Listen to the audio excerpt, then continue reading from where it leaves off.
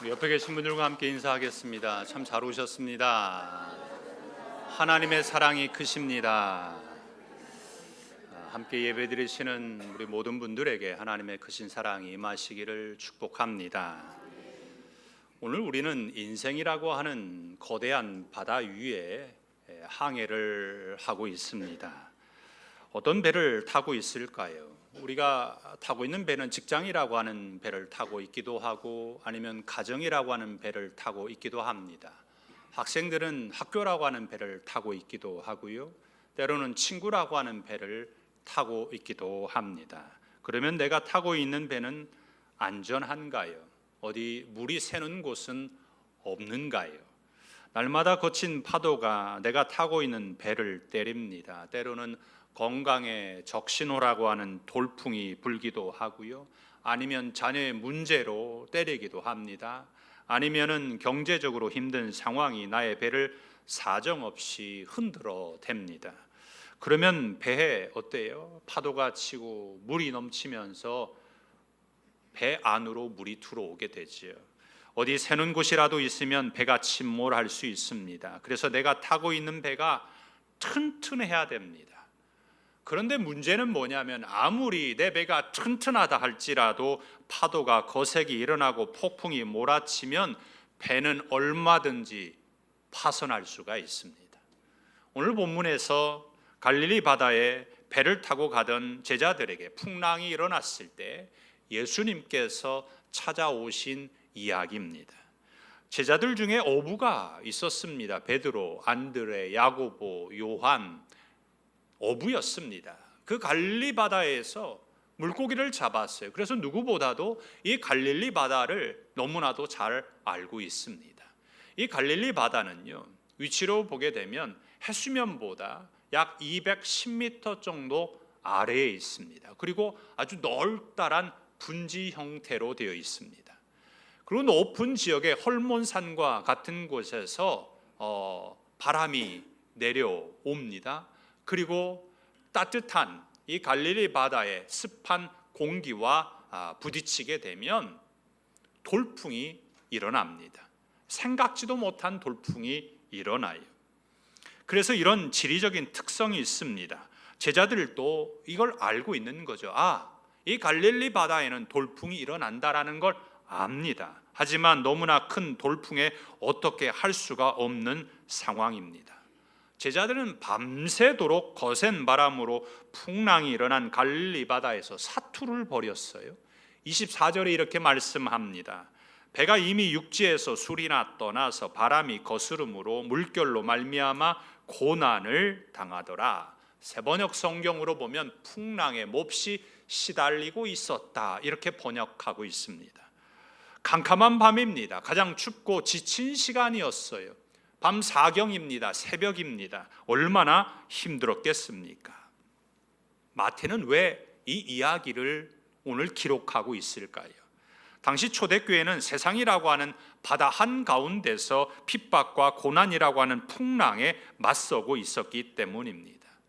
예수님께서 십자가에서 죽으신 것이 로마를 정치적으로는 대항하는 것으로 봤고 종교적으로는 하나님의 아들이라고 신석 모독으로 보았습니다.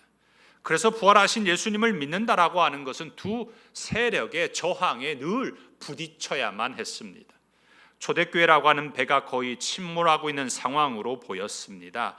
배의 견고함이나 안전은 선원인 제자들의 탁월함이나 노를 젓는 것에 있지 않습니다. 만물을 다스리고 계시는 예수님이 함께하고 계시는가? 예수님이 함께하고 계시지 않는가에 있습니다. 오늘 여러분의 배도 마찬가지입니다. 풍랑이 일어난 인생의 바다에 여러분을 찾아오셨습니다. 그리고 뭐라고 하십니까? 베드로에게 말씀하셨던 것처럼 물 위를 걸어 오라, 이렇게 말씀하십니다. 어떻게 하시겠습니까? 물 위를 걷고 있습니까? 첫 번째는요, 예수님이 오라고 하십니다. 예수님은 오병이어의 기적을 행하시고 난 뒤에 제자들을 재촉하셔서 갈릴리 바다 건너편으로 건너가게 하십니다. 그리고 예수님은 산으로 올라가셔서 날이 밤이 되도록 기도를 하십니다. 예수님이 기도하실 때 갈릴리 바다에서는 풍랑이 일어나서 제자들이 타고 있는 배가 침몰할 위험에 처해 있었습니다. 기도하고 계시던 예수님이 이 상황을 아셨습니다. 그래서 예수님께서 바다 위를 걸어서 제자들이 타고 있는 배에 오신 거지요. 바다 위를 걸으셨다라고 하는 말은요, 악의 세력을 발로 밟았다라고 하는 의미가 있습니다. 풍랑이 일어난 바다는 혼돈한 상태입니다. 풍랑이 막 일어났어요. 잔잔하지 않습니다. 엄청난 혼돈 속에 있는 거죠. 비바람이 몰아쳤습니다. 이러한 혼돈의 상태에 있는 바다를 밟고 오신다라고 하는 것은 문제를 일으키고 있는 그 악을 예수님께서 밟으셨다, 다스리고 계신다라는 거죠. 하박국 3장 15절에 이렇게 말씀합니다. 주께서 말을 타시고 바다 곧 큰 물의 파도를 밟으셨나이다. 세상의 바다가 내 인생의 파도를 일으킵니다. 폭풍우를 일으키죠. 내 인생을 혼돈의 상태로 만듭니다. 걷잡을 수 없게 만들어요. 하지만 천지 만물을 창조하신 삼위일체 하나님께서 그 폭풍을 일으키고 있는 그 바다를 밟고 계시는 것을 믿으시기를 바랍니다. 예수님이 그렇게 풍랑이 일어난 파도를 밟으셨습니다. 이 모습을 본 제자들이요, 놀래가지고요, 유령인가 해가지고요, 벌벌 떨었어요. 두려워했습니다. 소리를 질렀어요. 그런데 예수님께서 안심하라, 나니 두려워하지 말라, 이렇게 말씀을 하세요. 그러니까 베드로가요, 28절에 예수님이시라면 나를 명하사 물 위로 오라 하소서, 이렇게 말해요. 예수님께서요, 이 베드로의 말에 오라 이렇게 말씀하십니다. 29절에 보면 오라 하시니 베드로가 배에서 내려 물 위로 걸어서 예수께로 가되, 예수님이요 베드로에게 오라고 하십니다. 이 베드로가요, 예수님이 오라는 그 말에 배에서 내려요. 그래서 물 위를 걸어서 예수님께로 걸어갑니다. 베드로는요, 물 위를 걸어서 예수님께로 가는 겁니다. 여기에서 누구에게로 가야 됩니까? 예수님께로 가야 되는 거예요. 배에서 내려가지고 다른 곳으로 가면 안 됩니다. 물 위를 걸어갈 때 예수님께로 걸어가야 되는 거예요. 물 위를 걸어서 예수님께로 가는데, 오늘 예수님은 모든 사람들에게 말씀하십니다. 오라. 누구든지 오라고 말씀하십니다. 오늘 이 시간 물 위를 걸어오라 라고 말씀은 하시는 주님의 음성을 듣고 주님께로 걸어가시기를 바랍니다. 나는 지금 풍랑이 일어난 인생의 바닷속에서 어느 방향으로 걸어가고 계십니까? 여러분은 지금 물 위를 걷고 계신가요? 바다라고 하는 삶의 현장에서 여전히 여러분이 쥐고 있는 물질의 배, 인간관계의 배, 내 경험과 경력이라고 하는 배 안에서 나오지 않으려고 합니다. 그런데 예수님께서 우리를 향하여서 오라 하시는데 여러분들은 어떻게 하고 있습니까? 배 안에서 한 발자국도 나가지 못하고 배 안에 있지는 않으십니까? 그래도 그런 마음이 있는 거죠. 야, 배 밖으로 나가면 큰일 나. 세상의 방법대로 타협하면서 살아야 안전해. 이 배를 벗어나면 죽을지도 몰라. 그래도 여기가 안전해. 그런 거지요. 하지만 예수님께서는 지금 여러분에게 경험과 물질의 배에서 내려서 예수님께로 걸어와라 라고 말씀하고 계십니다. 물 위로 걸어오라고 하십니다. 이제 당당하게 물 위를 걸으면서 악한 것들을 발로 밟으시면서 나의 삶의 방향을 예수님께로 맞추시기를 바랍니다. 물 위를 걷고 있습니까? 예수님께서 오라고 하셨어요. 두 번째는요, 무엇을 보고입니다. 우리는 물 위를 걸어갈 때 어디를 봐야 될까요? 무엇을 봐야 될까요? 방향을 결정하는 것은 어디를 보느냐입니다. 때로는 가고 있는 방향과 보고 있는 곳을 다르게 보면 사고가 나죠. 운전을 하는데 핸들을 잡고서 앞을 보지 않고 가는 방향을 보지 않고 다른 곳을 보면 사고가 나요. 운전이 아니더라도 우리가 길을 걸을 때에도 우리가 가는 방향과 다르게 다른 곳을 보게 되면 전봇대에 부딪히거나 다른 사람에게 부딪히거나 넘어질 수가 있습니다. 그래서 보는 것과 가는 방향이 일치가 되어야 됩니다. 베드로는 예수님께서 오라는 말씀에 배에서 내려가지고요, 예수님께로 걸어서 갑니다. 물 위를 걸어서 가요. 바다 위를 걸으면서 처음에는 예수님을 봤습니다. 그런데 베드로가 무엇을 봅니까? 30절에 이렇게 말씀합니다. 바람을 보고 무서워 빠져가는지라 소리질러 이르되 주여 나를 구원하소서 하니 그랬어요. 베드로가 예수님을 보고 있다가 바람을 봤어요. 바람이 보인가요? 바람은 안 보이죠. 하지만 바람이 불면 느낌이 오죠. 아, 바람이 불고 있구나 라는 걸 느낌이 옵니다. 위에서 에어컨 바람이 내려오는 그 느낌이 있잖아요. 파도가 치고 바람이 부는 것을 느낀 베드로가 예수님을 보고 있던 그 시선이 다른 곳을 봅니다. 바라봐야 할 예수님을 보지 않게 되니까 물속에 빠져들어갑니다. 여기서 아주 중요한 사실을 하나 발견하게 됩니다. 그것은 베드로가 물 위를 걷기 전에도 이미 바람과 파도는 거세게 불고 있었고 풍랑이 일어났어요. 잔잔했던 것이 아닙니다. 잔잔했던 파도가 베드로가 물 위를 걸어가니까 갑자기 돌풍이 불어나고 바람이 일어난 것이 아닙니다. 베드로는 물 위를 걷기 전에도 바람이 불고 있고 파도가 치고 있는 것을 알고 있었습니다. 상황과 환경은요 그대로입니다. 바뀌지 않았어요. 달라진 것이 있다면 베드로의 시선입니다.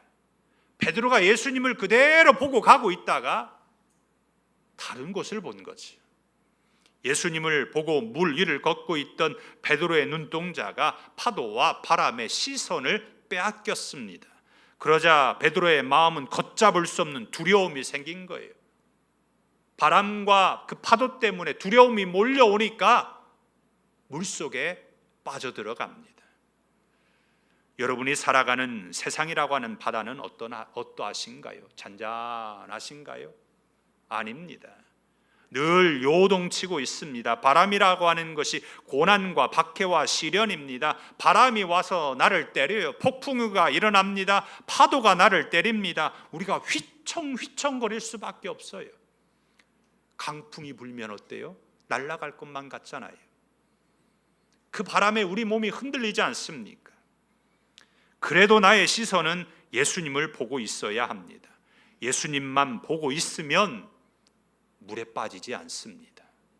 예수님을 보지 않으니까 상황과 환경을 보니까 두려움이 몰려오고 세상이라고 하는 바닷속에 빠져 들어가는 것입니다. 여러분의 주변에는 두렵게 하는 바람, 폭풍, 파도가 끊임없이 불어옵니다. 그러잖아요. 금리가 또 오른다고 합니다. 회사에서 구조조정이 있다고 해요. 건강이 나빠졌다고 합니다. 이러한 세상에 바람이 불게 되면 환경과 상황을 보죠. 그래서 베드로와 같이 염려와 근심과 걱정과 두려움 때문에 물 위를 걷지 못하고 불신앙으로 말미암아 세상의 깊은 물속에 빠집니다. 사탄은요 우리에게 자꾸 다른 곳을 보게 만듭니다. 예수님을 보지 못하고 다른 곳을 보게 시선을 빼앗습니다. 낙심과 절망의 수렁으로 밀어넣습니다. 환경이 나빠서 상황이 좋지 않으니까 무너지는 것이 아니에요. 나의 신앙의 시선이 예수님을 보고 있지 않아서 그렇습니다. 문제가 커 보이는 이유가 여기 있어요. 환경을 보면 물 위를 걸을 수가 없습니다.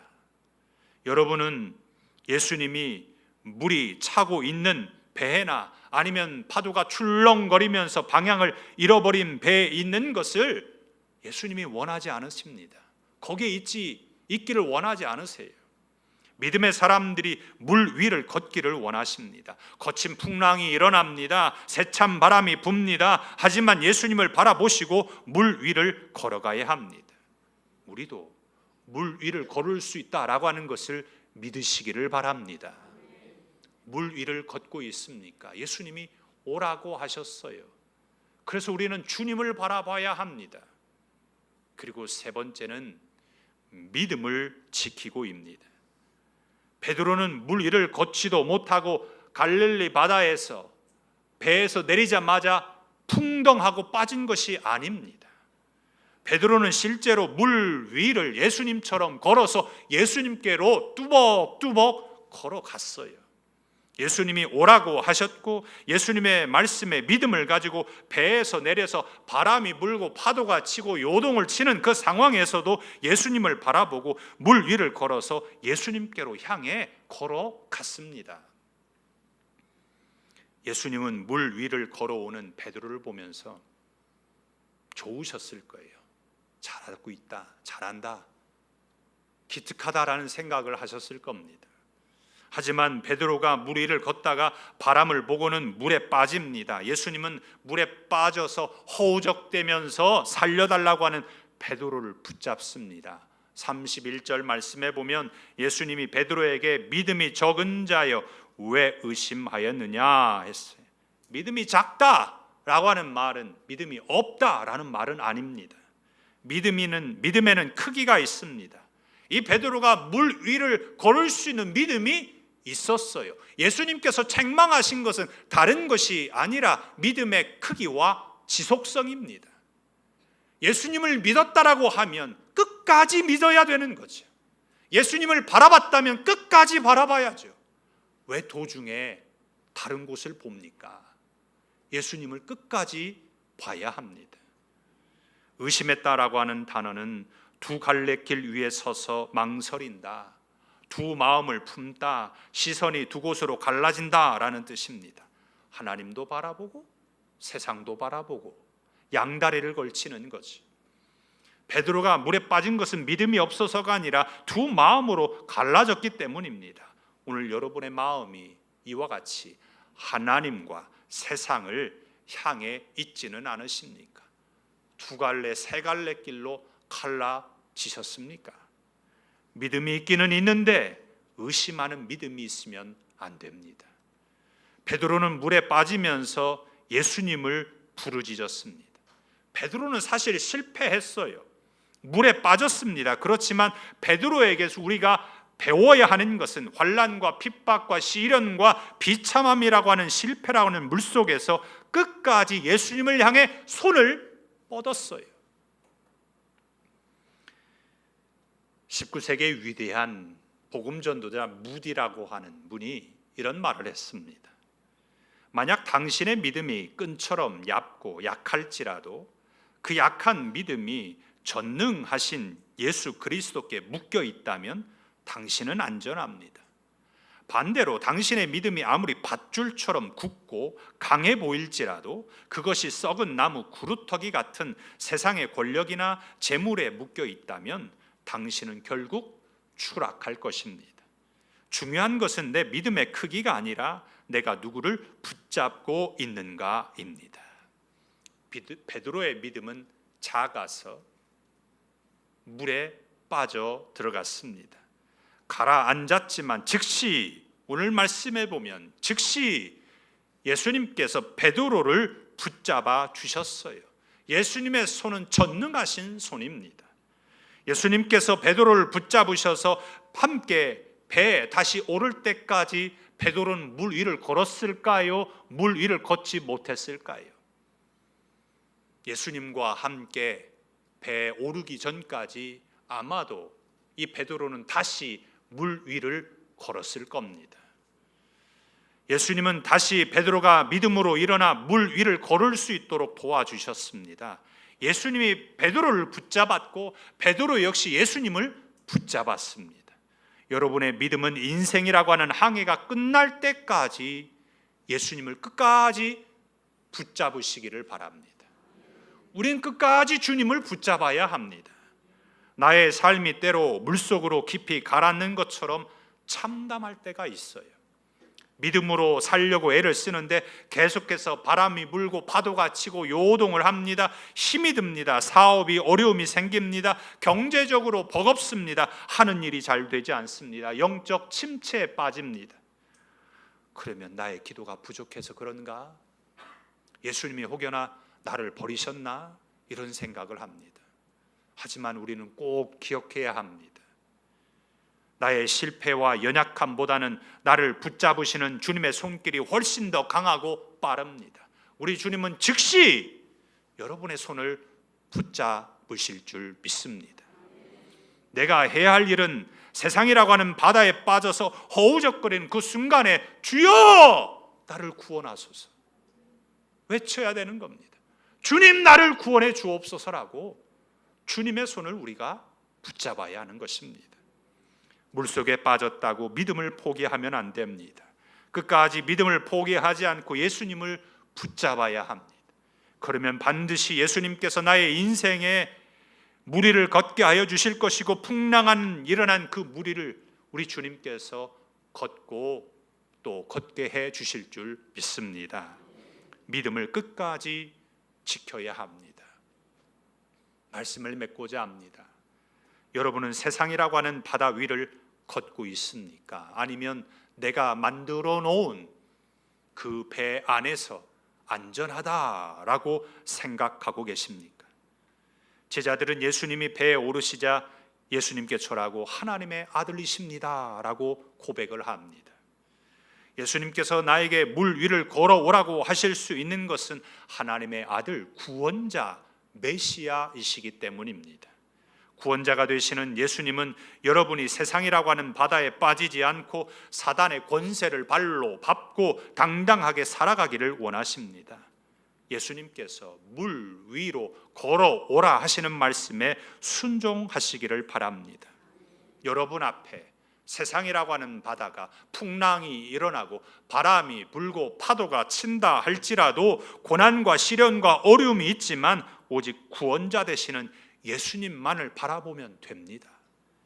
그리고 넘어지고 쓰러지고 혹여나 물속에 빠졌다 할지라도 끝까지 믿음을 지키고 주님의 손을 잡고 다시 일어나 풍랑이 일어난 그 세상의 바다를 직접 발로 밟고 걸어가시는 믿음의 성도들이 다 되시기를 축복합니다. 우리 기도하겠습니다.